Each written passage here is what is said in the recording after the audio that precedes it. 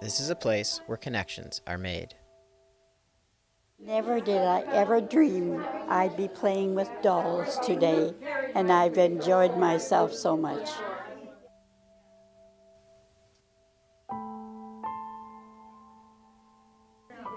Welcome to Doll Therapy, where seniors with dementia are given dolls to play with and care for.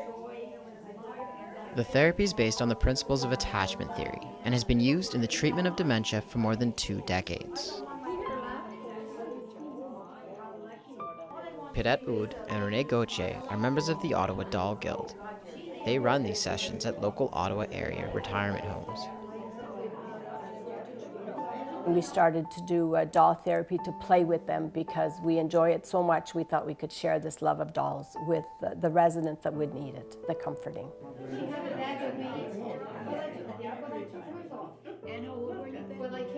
It comes from the love of the dolls. I have over 500 dolls, and I find that I'm very, very fortunate.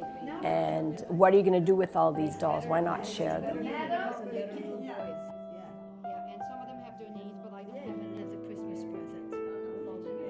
Sometimes it just has to be the right doll. It has to be the right expression. A boy or a girl or their favorite color or something that we don't know. So it has to, they have to connect. There's a connection that we have no way of knowing ahead of time. Got a pretty face. They will look at the doll face to face, and that's when you see the expression on their faces, especially if we have the right doll with the right person. It looks like a granddaughter, a grandson, or children of their own.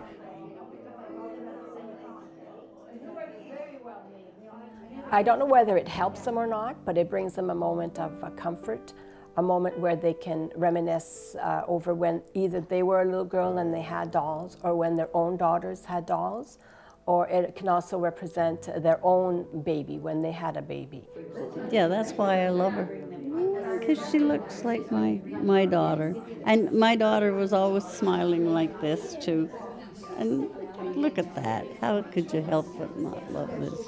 I'm calling her Phyllis, after my daughter. I almost think it's real. Yeah. I just want to hug it.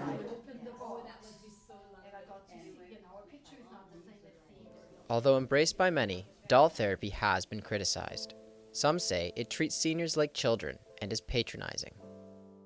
We just go to make them appreciate the dolls. We're not saying that they're like children where they need dolls. It's what it reminds them of. Some of the children of the residents don't want them to have dolls. They're very much against it because they also feel that we're trying to feel them like they're childish, make them feel childish. And sometimes we'll have a son or a daughter that participate and to just see the faces and their happiness, and the way they relate to the dolls.